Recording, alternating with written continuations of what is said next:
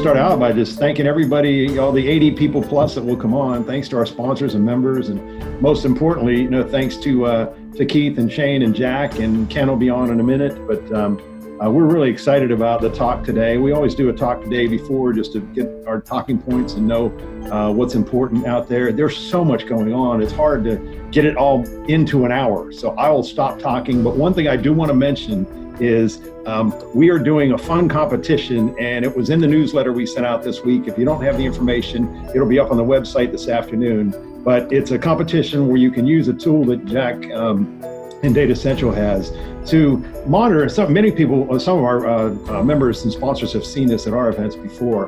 But basically, you can get on and create a new menu item, and it gives you the compatibility of the items and whatever. But once you're done, and we'll have this for 2 weeks.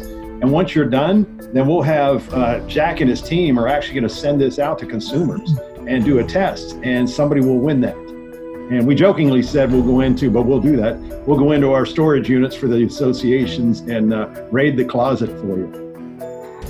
So that being said, let me just real quick, I'll say, so you all know who Jack Lee is. He's a haiku master at Data Central, and Shane Shively is a corporate chef and director of culinary operations for First Watch. And then we've got Keith Brunel.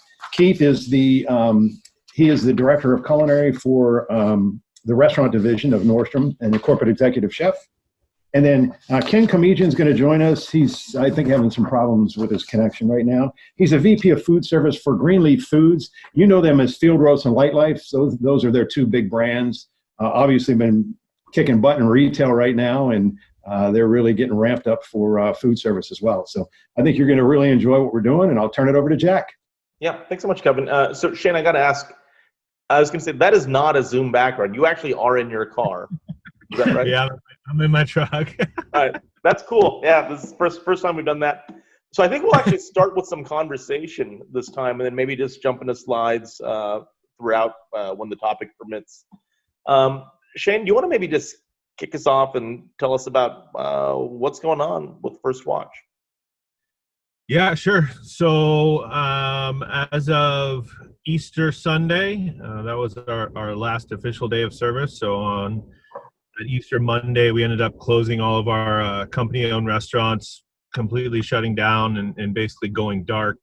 At that point, we weren't sure how long, but the main goal there was to keep our team safe and not keep sending them out. Some states were worse than others, as we all know and understand now. But we feel like that was the right decision to make. At the end of the day, we weren't bringing in tons of sales. We had a little bit of to-go, a little bit of delivery business. But for us, it was the right choice just to end up going dark. And in that dark period, we weren't all at the beach, which sounds like a good idea, and maybe some people thought we were. But really, we took that opportunity at the corporate office. There was a COVID task force, and then basically a future initiatives task force.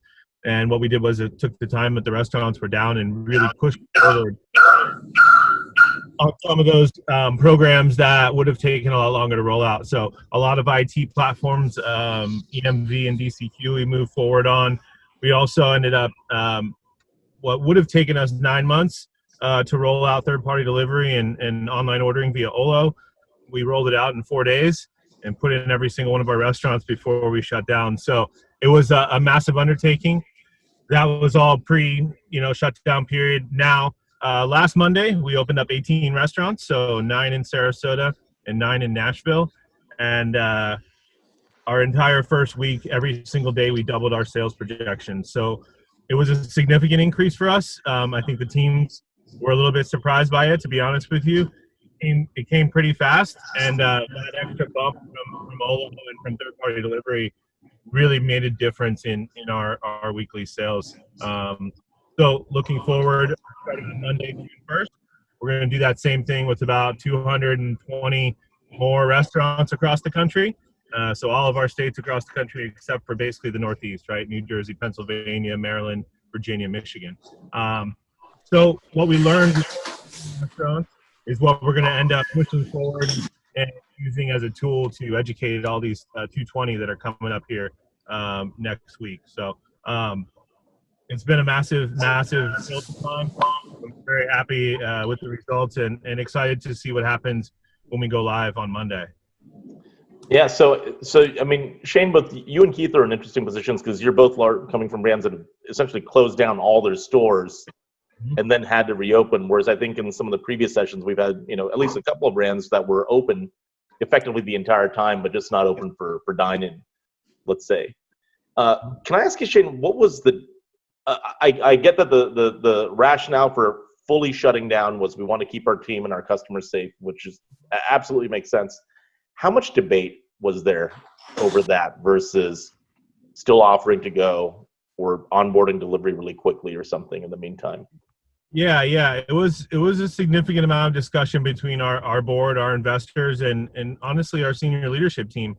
At the end of the day, the board put it in the hands of our CEO and us leaders, and really said, hey, if you truly feel this is the right thing to do for people, and we did, then we support you, and we'll support you when the time comes to fire this thing back up and get it handled. So I know for our CEO Chris, it wasn't. I think it maybe took him 2 days after they said that to kind of make his mind up, because we just kept putting out emails and social media posts saying, hey, top of mind is the safety of our teams and our customers. Yeah. We're saying that in one breath and then sending everybody out working 6 days a week or 7 days a week in these uncharted waters. So I think that's what really put us over the edge and said, hey, let's take this opportunity, come up with a plan. There's incentive for all those managers to come back. There's cash incentive for the servers to come back to us. So we had to do a little bit of firefighting there on the front end to make sure that when this time came, that we would actually be able to staff our restaurants. Yeah. So Keith, you're in a slightly different situation where you just had to close down. Right? There was no choice to even be made. Right. There was a consideration plan that we put in place when we shut down the restaurants. Is do we continue with limited curbside? At that point, we were still doing buy online, pick up in store. And our goal was we were trying to be able to retain our general manager, our chef, and our coffee bar manager. So the idea there was we created a limited menu. We were going to work with 1 or 2 strategic partners, and this menu would be enough to feed our employees, because we still have employees who are doing fulfillment in stores. So they're still fulfilling all the online orders and stuff. And then what we would do is also offer that to our guests. When it came down to the dollars and cents and economics of it, the cost to pay our managers and chefs to take care of that small unknown part didn't make financial sense. So we went into a posture where we basically furloughed all 55 people at the corporate office and 4,400 employees. And we went down to a team of 5, our executive team. Wow. Then our executive team went into order of, we reduced our menus by 40 to 50% because we reestablished new budgets, saying, okay, if our dining rooms are going to be at half occupancy, then we need to reset budgets, reset labor, reset food costs. So we did a lot of work behind the scenes, setting our teams up for success when they came back, because like any business, you still have to be financially viable at the end of the day. So there was a lot of work that went into those 5 or 6 weeks of downtime. We began opening restaurants the 19th of May in Texas. We were able to open our first 9, or actually 18 food and beverage outlets, 9 stores. And then the past 2 weeks, tomorrow we open 16. And then the following week we'll open another 15. So right now we're calling them waves. Yeah. As stores are able to open, depending on the municipality and retail and mall regulations, we're opening with them. So have you both found that staff have been very excited to come back, or has there been some fear about returning to that environment? For us, it varies by state and by market. I think some of the states we're hearing more of that. Hey, I don't feel comfortable coming back yet. But I think a little bit of what's playing into that as well is some of these guys and girls are making a pretty fair paycheck off of employment. Yeah. So for them to come back and not be 100% sure, in their eyes, the server's like, well, if capacity's at 50%, I'm only making 50% of my tips, even if I get my full 40 hours. They'd much rather just sit back and wait this out until it gets busier. Now, with our increased sales, of course, we're going to start spreading that word. And the word's traveling quickly between servers and cooks that, hey, when you do come back, it's not sit around. You're not getting hours cut. You're getting your full 40 hours, and turns out we're busy. So how many of the states are close to what Florida's doing, Shane, with the 875 that Florida's doing? How many states are in that range? I mean, it's really all over the board. I mean, we're in 36 states, so we run the rule is, I mean, standard unemployment depends on the state, usually gives you about half of what you were making. Mhm. Like usually between like 47 and low 50%, so about half. Then the government, the federal government gives you an extra $600 a week on top of that. So you're hitting like $1,000 in some states. You know, that's a pretty strong disincentive to come back. Yeah. But that $600 runs out, though. I think, although isn't there a proposal out there? Maybe someone in chat will know this, to extend that. I think it normally runs out in end of July, I think. And then I think isn't I don't know if the Heroes Act is supposed to extend that, or if that's a separate proposal. But I've heard talk of trying to extend it to the end of the year, which every state's unemployment. Yeah, every state's unemployment works so differently. Like in California, we had to pay all our employees out up front, whereas in other states, again, it was so different to have to be able to support them and provide guidance to the team in those situations. Yeah.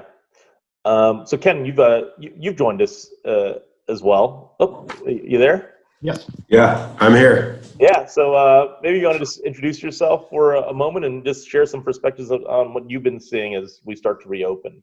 Yeah, I know it says Ashley Bell, but I'm not Ashley Bell. I'm actually Ken Comion. So, hey, thanks guys for inviting me to this. I'm just thrilled to be a part of the panel. Through this whole thing, we have two sides of our business. One is retail and one is food service. And we've been in retail for a long time under Light Life and Field Roast brands. And we, on the retail side, can't keep our products on the shelves. There's so much going on with pricing and out of stocks on traditional meat proteins that plant-based is gaining so much momentum. And it's a great opportunity for people who usually eat traditional meat protein to try something that's plant-based. And what we're seeing is more and more consumers going to that part of the meat and produce section, picking that up and then getting repeat buys from it. So we're really excited about that. And then on the food service side, through this entire thing, we have seen obviously some slowdown in food service, but a lot of the QSRs who do a nice job in drive-through are keeping their business and hanging on to it. And we're still doing some pretty cool things with them. So throughout this entire thing, on the food service side, we've been, as a team, holding ideation sessions virtually, which I'm sure a lot of you are, but we just did one yesterday where we sent a meal kit to the product development team, and we have our chef and we do virtual cuttings. It's just a great way to stay connected to the customers, and we're doing Zoom and virtual meetings like this, which work out really well. So we've managed to hang in there during this pandemic too. We've done some pretty cool things as far as like taking the time to put renovation into some of our products. So we're coming out with, better ingredients to our products, really clean, nourishing, healthy for your body. So, all this has allowed us to take that time and really do some pretty cool things in a fairly quick amount of time. So, we're just excited to be getting back, and Shane and Keith, to hear you guys starting to reopen your restaurants is exciting. There's nobody that wants to get on an airplane right now any more than me. I'm just like, I wouldn't say that 5 months ago, but I'm just ready to get back at it. And I think, Jack, I get a lot of questions around what do you think the industry is going to be like as soon as states start to lift the ban. And there's a couple schools of thought around people are going to be scared. It's going to be limited. My personal feeling is I feel like it's going to come roaring back. That's just my personal feeling. I think there's so much pent up demand that people want to get out and about to restaurants again, and we just can't wait for that to happen. Yeah, I agree completely. And I think the research we've been doing strongly suggests that as well. For those of you that have not had a chance, there's over 60 reports, exhibits, state opening maps, everything you need under the sun on the Data Central Coronavirus webpage. And one of the topics we've explored is exactly that, pent up demand and where it exists. And it exists essentially across the board. You know, I was mentioning to Shane and Keith and Ryan that I'm down here in Tennessee, which is an early open state, and I sort of have, you know, firsthand experience just seeing what's happening with restaurants as they open here. A lot of them really are starting to roar back, but it really depends on the restaurant and how they have positioned themselves. I think the one piece of advice, and I know this digresses a little bit, that I would offer, and I think probably all of us that are chains will do a good job with this, is we have to do something at the corporate level in terms of the signage and all the safety measures that makes it feel super, super professional. I have seen a couple of chains that, you know, won't be mentioned, where stuff was left to the franchisee and there's like a scribbled note on the window or something drawn with like a crayon. I'm like, I don't know if that makes me feel very safe. And people get that, right? But, you know, you don't want to see like the Home Depot duct tape X's on the floor for your social distancing. You want like a nicely printed decal that makes you feel a whole lot better that someone's actually thought this thing through. Hey, Shane, you brought up, I thought, an excellent point yesterday about the tables, that you put them in storage as opposed to putting, you know, like police tape on them. Yeah, well, we as we were venturing out and as we were seeing photos in other states, Jack, we're seeing that exact thing, right? A lot of masking tape, a lot of things like that. And we said from the get-go, hey, we don't want it to look like that. We want it to look on brand. And as silly as it sounds at a time like this, like, let's spend that money and make sure that everything continues to make that customer, you know, take them down a notch and feel more comfortable coming into our restaurants. But yeah, tables was a big one for us.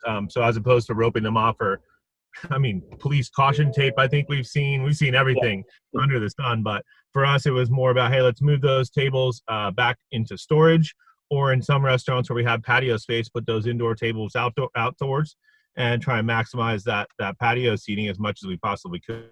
Now, if you were like an entertainment concept, like the police caution tape could actually be cool. You make it look like a crime scene or something, that fits the brand. But generally speaking, no. Right. And I will share like just a personal thing that I find sort of frustrating is you actually see a number of restaurants that have closed off a big portion of their store, and they just like blocked it off. I'm like, now you're squeezing more people into a smaller space. Like, isn't that the exact opposite of what we're supposed to be trying to accomplish? And it makes people feel unsafe. You see it on their faces. They come in, they feel like, I don't know what to do, and they just walk out. So I don't know. There's a lot of just thought that needs to go into what the format of the store even looks like. We were in an Asian street food restaurant yesterday, and it was so they did that. They stacked the like chairs underneath their high tops, and they put tables next to each other. And I mean, the place has this rustic look because it's a street food place, but I felt like I was in somebody's garage. I mean, it really wasn't appealing at all.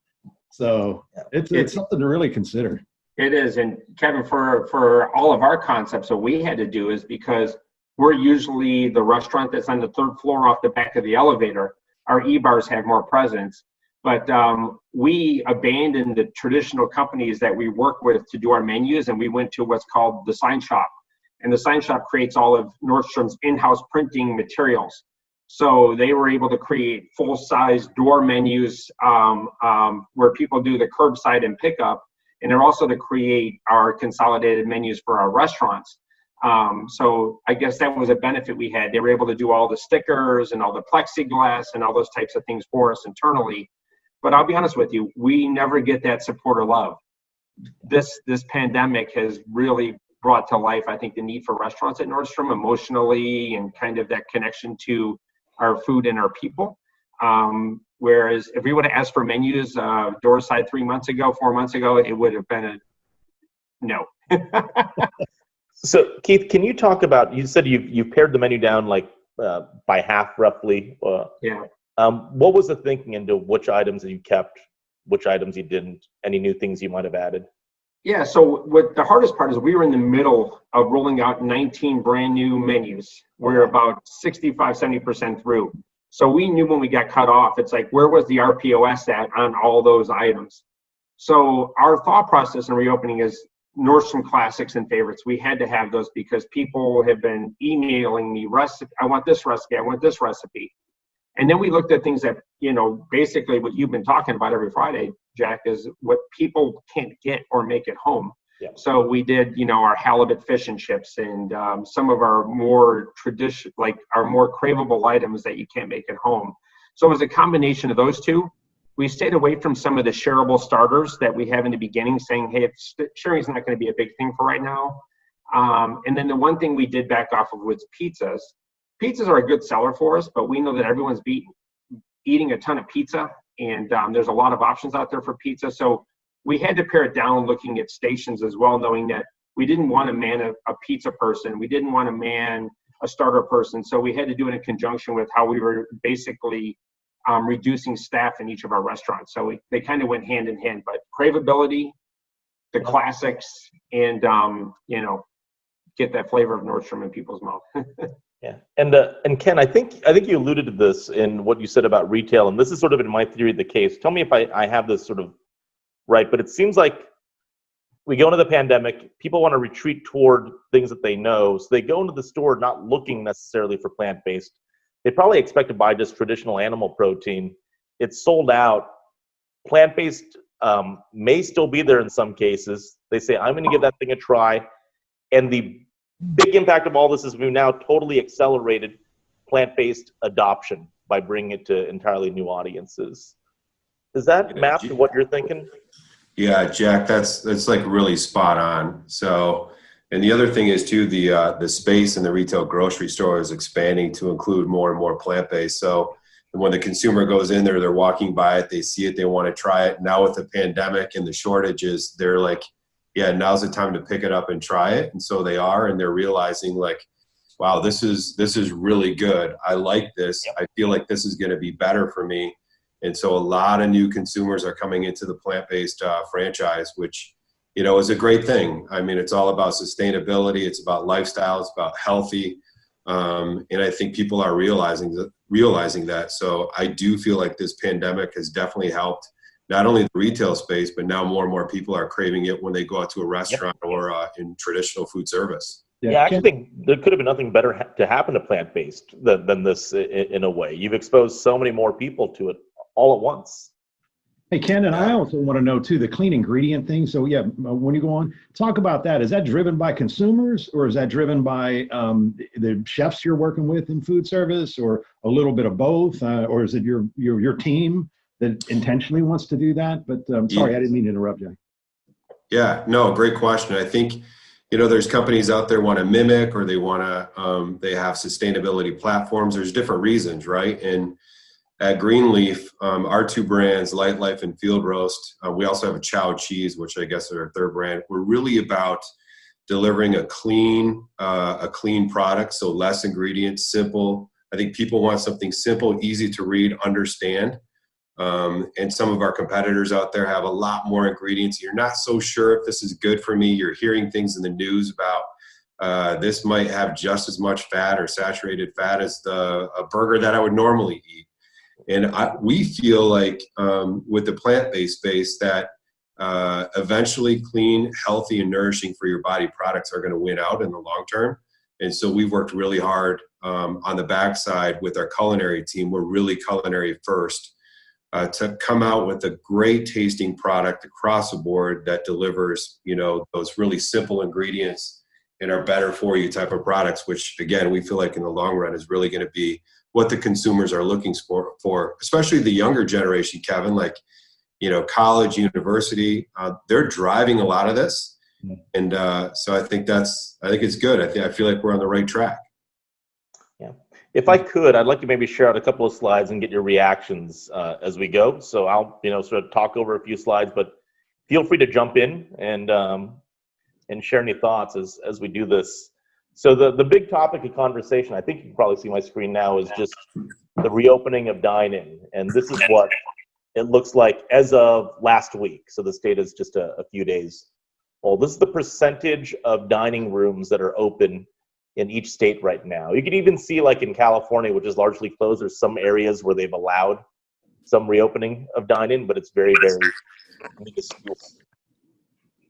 If you look at the total restaurant universe, like let's say almost 700,000 restaurants in the US, this is how they sort of split, right? About a third of them, those units are big national chains, about 60% are independents, and you have regional, local chains in between.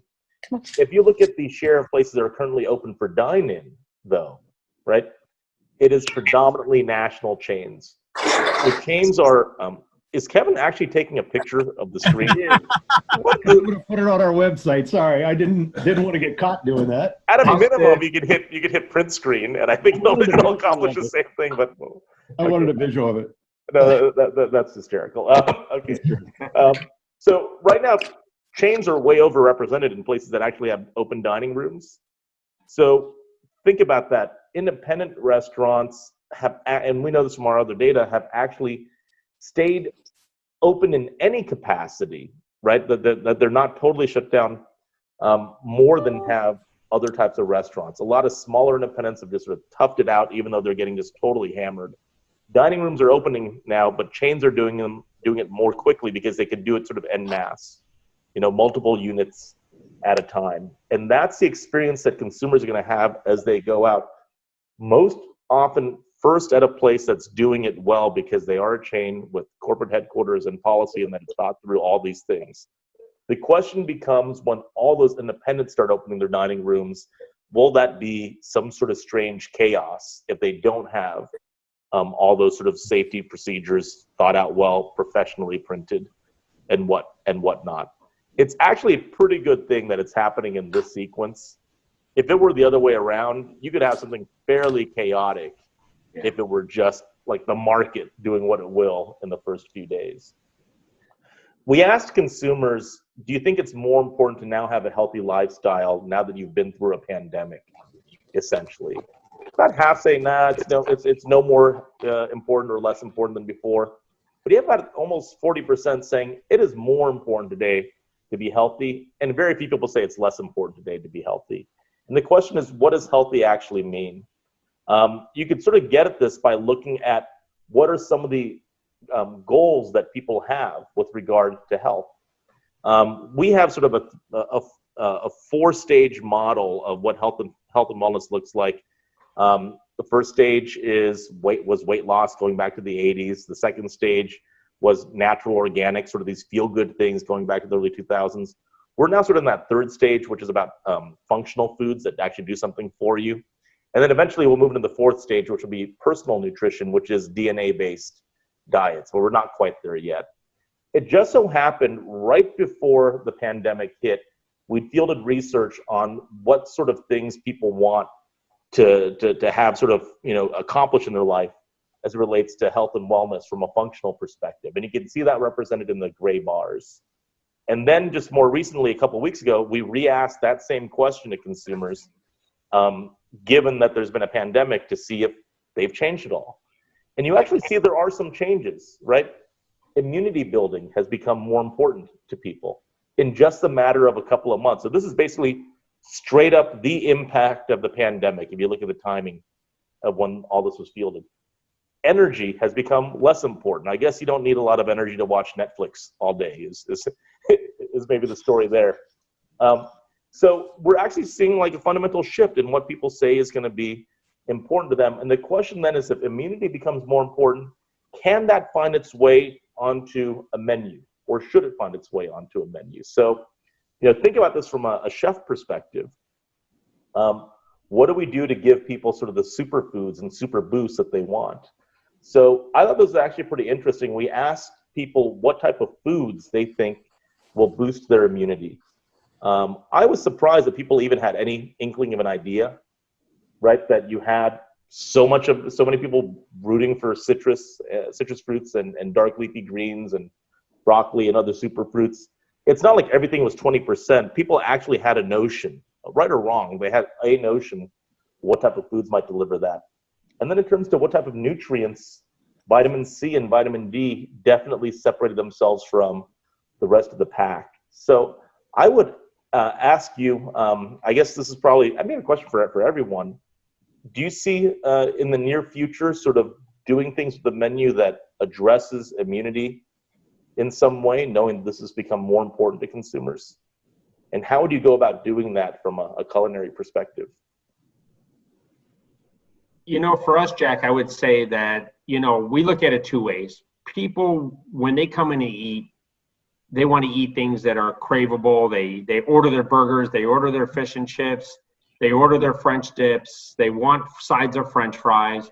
However, we have seen in the past 2 years, as we've re-engineered our menus and built larger starter sections, is that if you're not forcing someone to eat $20 of a super leafy green citrus fruit salad, that's $20, you can win. So I think you win in the starter section, you win with smaller portions. Yep. You win with, people are willing to try miso if it's an accompaniment. It's something that's $7 or $8, but they might be not willing to take that risk at $24, $25. So we have seen that shift in people, wanting to eat healthier or better. Would you see, do you see a future where you're messaging like that aspect of healthiness in the dish, or do you sort of let consumers just figure it out in their heads? In our e-bars, for sure. So in our bars, we've noticed when we run our turmeric and honey latte with black pepper, we've seen people like those just take off. So if you can put it in a cup and drink it, you see a lot of those aspects begin to change. Our green leaf smoothies and with avocado and stuff. I mean, when we run those things, they just fly through the door seasonally. So we have seen a big shift in those sales in our e-bars for sure.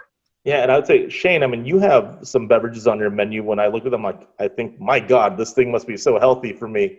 Not exactly sure why, but I know it's got to be awesome for me in some way. So I think you're already in that space. Yeah, I mean, our brand was kind of founded on this space, so I'm glad everyone's catching up. Our juice program, when we roll it out, it outsells soda 3-1 at this point, maybe even 4-1 now.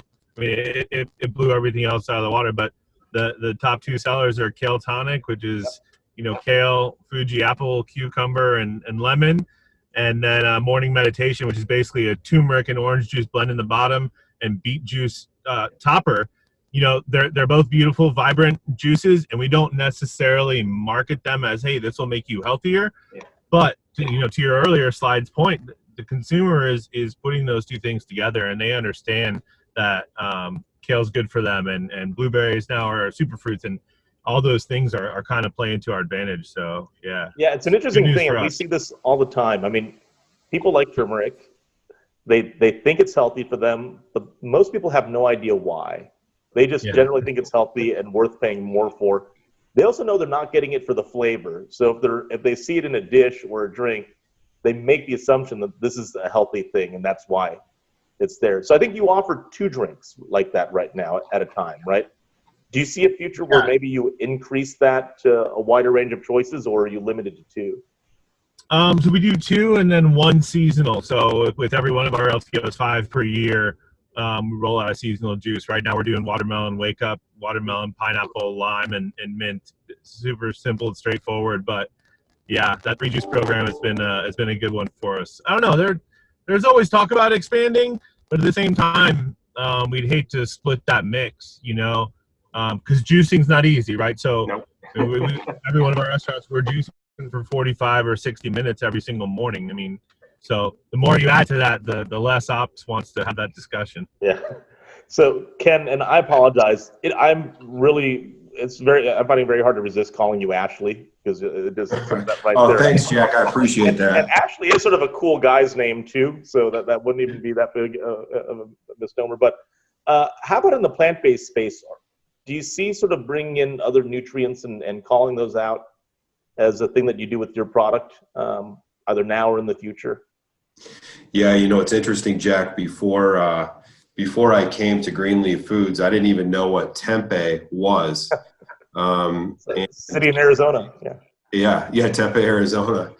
Tempeh is now one of our #1 growing products, and you're seeing that more and more on menus. And when you talk about superfoods, man, this is the king of superfoods, and it's so versatile, and it can be used in a variety of dishes. It can go on salads. We have a smoky bacon tempeh flavor that can go on a burger.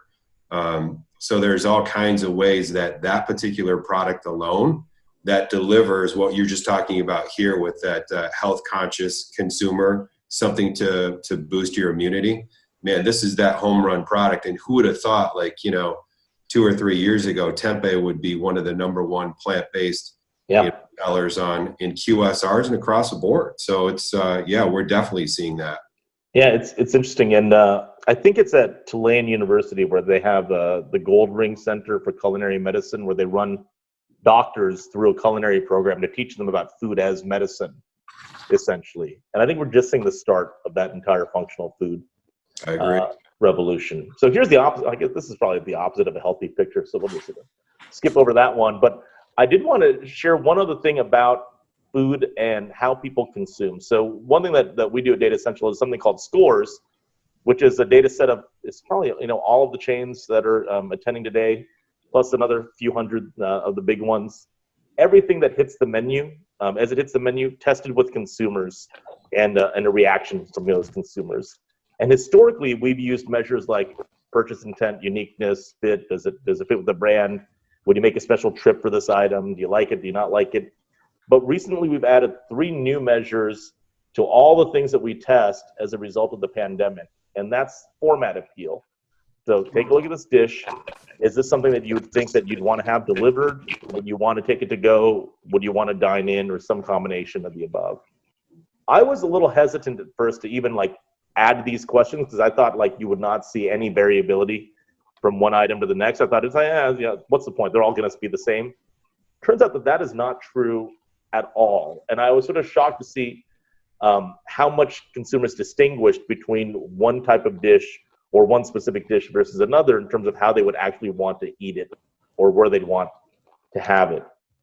So this is looking at new menu launches at chain restaurants, about 400 new ones. So that's actually sort of amazing in its own right, that even in the midst of the pandemic, the top 250 or so chains have still launched 400 items in just the last couple of months.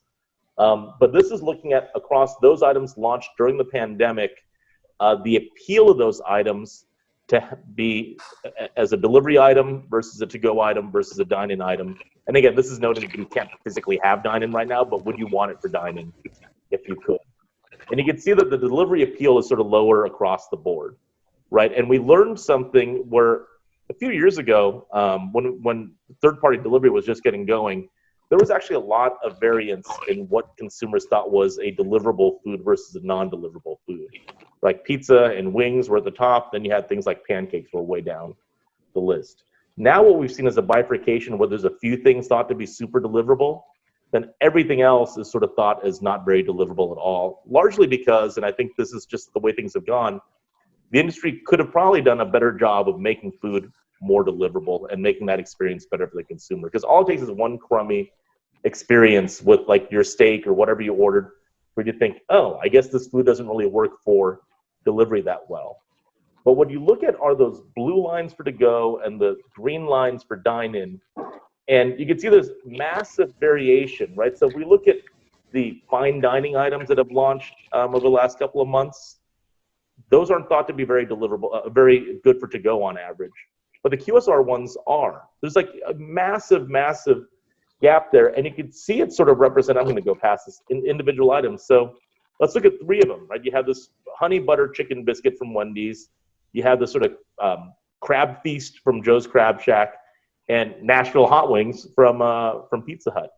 And you can see each one of these is thought to have very different, how do you want to have it type of properties.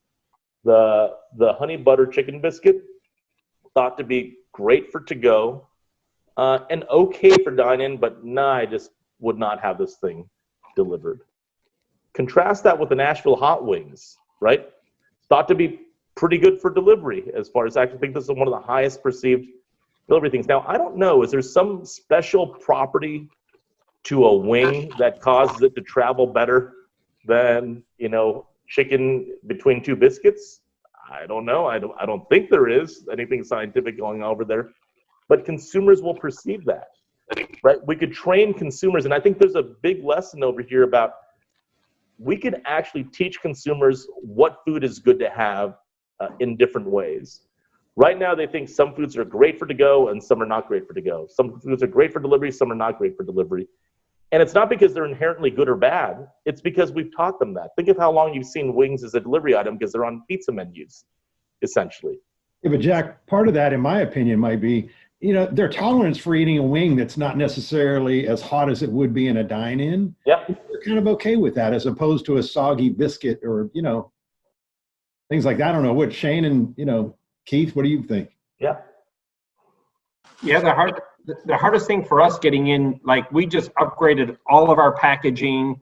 We use this as an opportunity to get ahead in this whole to-go business or pickup, curbside, because we didn't believe our food traveled well. Sandwiches with fries or salads with hot protein or, even some of the entrees we do.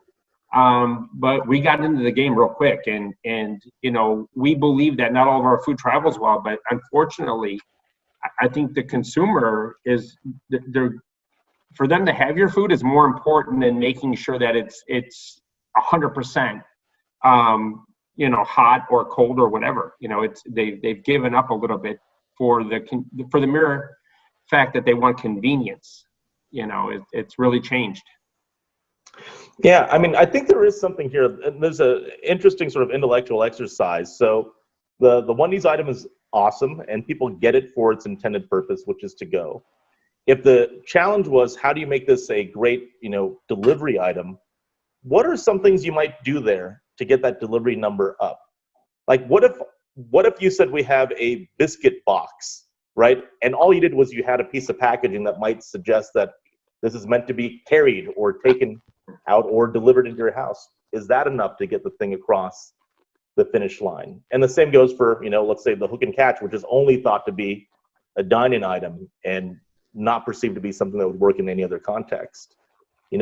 What can we do? Because the big thing we're seeing from all this is foods that used to be eaten one way are now being eaten other ways, right? Dining restaurants are selling food for to-go or family meals or for delivery. So I think this is one of those big our members, Jack, that said something I thought was amazing. He was talking about how that they would put rethermalized instructions on the box. Yep. So if you took it home, this is what you could do. If you want it back toward what it would be restaurant dining quality, that this is what you do. I thought it was brilliant. Yeah, I think that's an absolute, and sometimes that's all it takes is one little instruction. Yeah. One little word or something, it might be all it takes. And Jack. Oh, go ahead. Jack, Ken, I think it's so important that if you're a chain account and you're going to do like Joe's Crab Shack, a hook and catch, you've got to get it right, and you got to get it right that first time. If you're a consumer and you want to try a meal like that, and it gets to your house and you're going to pay a little bit more money for that type of dish, and it comes to you not in the manner that you would normally want to eat it, you got one shot at that. So I think for all of our chains out there that are listening, I think there's got to be a process put in place that assures when a customer comes up to pick that curbside, it's delivered. Number one, it looks right. It's the right temperature. And when it gets home, it's going to taste really good. And it's not easy to do, is it? I mean, it's a tough thing, but it is going to be a big part of our future. So I think there's got to be separate plans and processes in place across the board for chains in order to do this really, really good. Yeah, I totally agree. I think, level one, which we all know innately and we've all been doing, is, does it taste great? Level two is, does it work well in certain situations? And level three is, what does this offering say to me? What does this dish say to me as a consumer? Does it say to me that I should be having it in this way? People are just having food in all sorts of different ways than they've traditionally done. And that's a big adaptation. One other thing that I thought was interesting too is we were not sure during, let's say, the first week of the pandemic, when everything started closing up, if trends would just halt in their tracks and basically just stop indefinitely. By the time we got to week 2 and week 3, started looking at some of the data from consumers, it became obvious that this was just essentially a bump in the road for the most important trends. So here's something that's an even more recent piece of data. This is from consumers saying, hey, if this is something you were interested in before the pandemic, is it something that you want to continue having after the pandemic? And the numbers are high, right? And in our minds, plant-based is probably the important bellwether. in all this. Nearly 90% of consumers that were interested in plant-based prior to the pandemic say this is something I definitely want to still have after the pandemic. And as Ken pointed out, we have even more people in this group now that have discovered plant-based during the pandemic. So you have sort of this really nice double whammy that's going to push the entire thing forward. And you can see this represented in even what we see with burgers, right? So what's your interaction with plant-based burgers pre-pandemic? 22% of people say, oh, I ate those with some regularity. Of those 22% that ate them with any regularity pre-pandemic, almost 85% say they still want to keep having these afterwards. And you've also now added an additional audience of all the people that have just discovered plant-based over the last 8 to 10 weeks. That's a pretty big audience, and there is little doubt in our mind that the trends that were important coming into this will also be important coming out of this, with probably a bunch of new trends on top of it as well. So Ken, I know that probably relates most specifically to you and your category. I don't know if you had any thoughts. Yeah, it's interesting. The news came out from the Disney folks right before the pandemic that in all 700 of the restaurant locations, there's going to be a plant-based offering on the menu.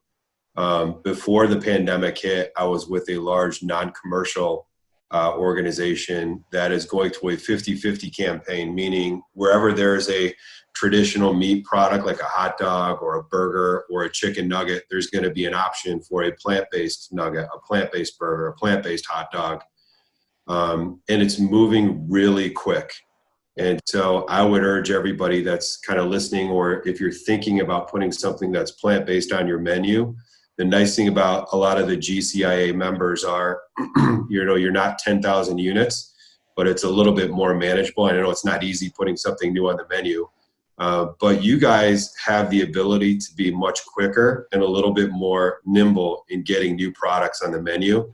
I was with a customer that's kind of mid-tier, 200 units pre-pandemic, that said, we're interested in plant-based, but we really want to take a serious look in 2 years. And in my opinion, if you wait 2 years to do something, you're missing it. You're going to lose consumers to another competitor. And so, we're seeing tremendous growth in the space, not only in the burger, which we talk a lot about, but in other categories. Like I talked a minute ago about some of the innovation stuff that we're coming out with. Pizza toppings is going to be big. We're launching a new pizza shred, a pepperoni. We're coming out with a new pea-based hot dog. So the innovation pipeline is really full and plant-based. So when you guys are thinking, I need to get a burger, it doesn't always have to be a burger. There's a lot of other options that you can put on your menus that I think customers would crave and really want, and would draw them back to your restaurant every time because they love that particular menu item. Yeah. Hey, while you're on that, I think one thing we didn't get as deep into today that we did yesterday is sourcing issues. This is probably something very important for a lot of the sponsors that are, listening to us as well today. But sourcing issues and subbing products, and this of course relates more to Shane and Keith. But if you guys could talk a little bit about how that has changed your life here in the past few weeks, and your feeling on maybe when it's going to get to a point where you're feeling somewhat back to normal. Go ahead, Shane. Yeah, I think right out of the gate, that was the big discussion we had was, hey, when we reopen, things are going to be different. And frankly, our CEO sat me down and said, hey, you have to be okay with us serving things that we would never normally serve. Things that have gone into the freezer and come out of the freezer. Subbing yogurt has been an uphill battle week in, week out. And we understand, right? Our manufacturing partners, longtime partners of ours, they saw the opportunity in retail. They had to turn their lines on to packing cups. We get it. And if there's no POs, then they're not going to turn those lines back to food service lines until that time comes. So it's been a lot of kind of upstream discussion and really helping everyone in our organization, from finance to the executive team to operations. I've been working hand in hand with purchasing and distribution day in, day out, to try and lay this out and help everyone understand, like, it's not as easy as turn it back on and let's go. It's a lot of discussions have to be had all the way upstream to the manufacturer, then to the distributor, sometimes involving DOT. All these things have lead time. And then at the end of the day in our restaurants, right now we're only on 1 day a week deliveries. So just like all of us, the distributors furloughed a ton of drivers, a ton of employees. So until we can hit certain volumes, then we'll be back to 2-day or 3-day a week deliveries in some cases. But yeah, it's been challenging, and in the sub arena, we've definitely had to make some decisions that we wouldn't normally make. But at the end of the day, those are all going to be short-lived, and we have a long-term plan. And I think that's what's helped me. Have you heard anything, Shane, that have customers been able to tell at all? So not yet. No. I expect that when we open these 220 on Monday, we'll start to hear a little bit more about it. But I mean, one example is potatoes. We have a very signature potato at First Watch. You know that it's a First Watch potato when you get it. And something as simple as going from 7/8 of an inch dice to 5/8 inch dice. No shit. The customer sent an email about it and said, "I hate your new small potatoes." I want to reach out to that customer and be like, "You nailed it, man. You deserve breakfast on me." And we apologize, but we'll be back to our bigger potatoes shortly. Yeah, we faced the same thing, and I'll give a shout out to Shauna and to Donald, because early on they talked about QR codes, and we were able to adapt quickly and get in front of it, which was for me life-saving. But we've set up some accounts with some of our suppliers because we have limited freezer space, and all of our POs were cut when we shut down. So we have some of our suppliers, manufacturers, who have our UPS and FedEx number, and they're shipping direct to us on our account just to make sure that we can get our restaurants up and running. But I told Kevin before the call, every hour is like 4th and 10 audible, making a call on the next play. But it's everyone has been very kind of open to it, but it won't last too long. Like our consumers won't be forgiving forever by subbing some of their favorite products, without a doubt. So here's maybe a final wrap-up question for us to all muse on. Have you noticed anything surprising about how customers are, interacting or behaving or ordering in your restaurants as you've reopened?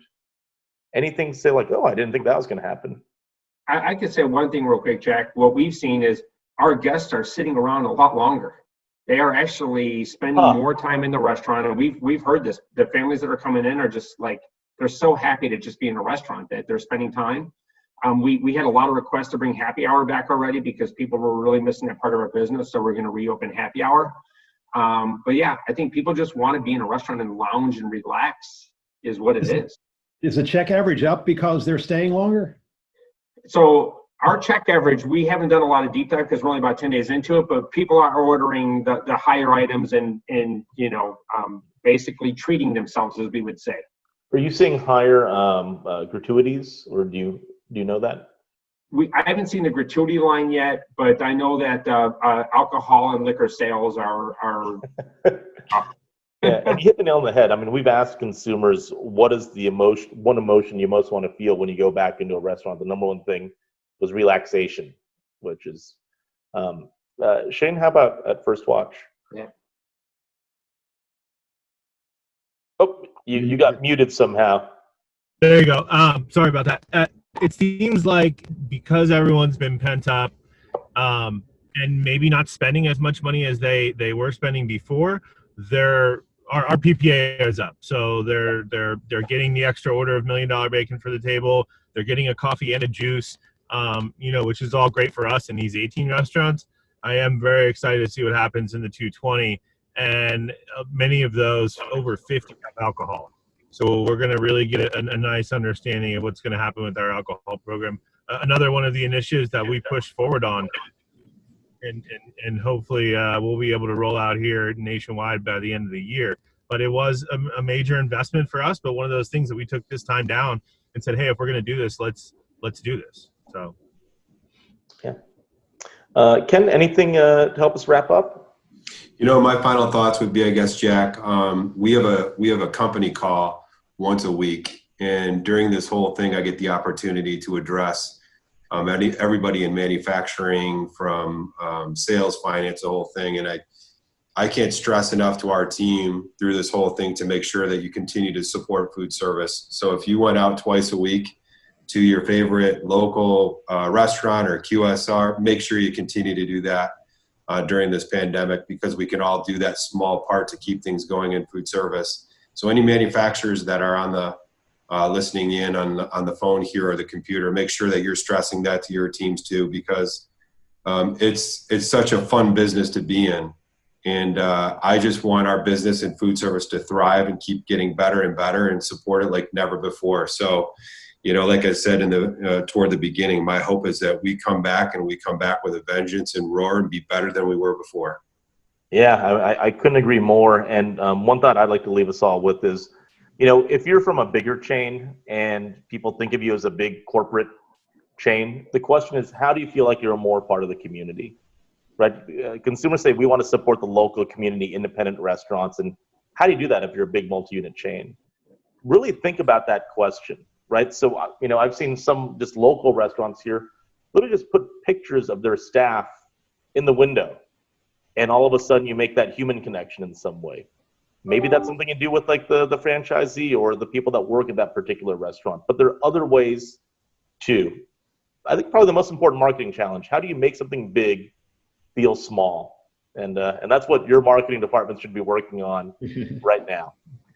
Kevin, I don't know if you want to take us home. Yeah, I'll wrap it up. And on that note too, I've seen a lot of chains get so involved in the community.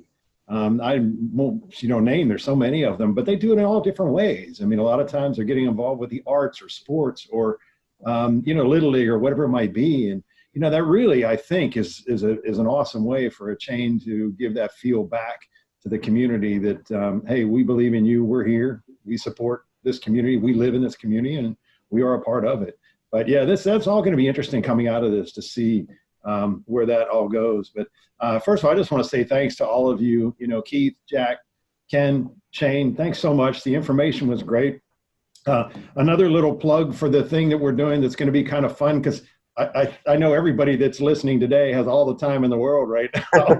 Some of us, we're busier now than normal. But I think that fun little competition thing we're going to do about a new menu item is to create one or more you can and send them in. It's on our website. It was in the newsletter as well, but I'll get the information back out to you again. But we're going to wait the next couple of weeks, just have you send some things in, and then they'll do the research on it. I think it was just kind of fun to see, and who knows, this could be some start of research projects that we've talked about in the past that we could do within the association to say, all right, here's this crazy idea you may have had for years and you can't get on your menu. Let's throw it out here and see if consumers really want it. Yeah. So, anyway, but thanks to everyone. Thanks to all of our sponsors. Again, we couldn't do any of this without all of you. And thanks to all of our members, same thing. So if we can do anything at all, we have a new person here, Megan Netwig. If she can help you in any way, she's doing a lot with membership right now, trying to find all the furloughed friends that we have out there that their emails don't work anymore. So she's doing a great job with that. But anybody that that we want to get more in touch with and become a part of these webinars, please let us know. But thanks again to everyone for being a part of this. And again, we're going to save the video and put that back up here in the next couple of days. And we appreciate it. We're going to do this every 2 weeks. If you as you register for this one, you're automatically registered for the next 3. And then we'll continue on to do that. We have some other ideas we're coming up with as well. We may do another kind of series of webinars with a little different subject matter, but I'm going to throw that out to all of you sometime soon just to get your input on it and see what you think. Thank you. Awesome. Thanks so much, everyone. Thanks, everybody. Bye-bye. Thanks, Jack.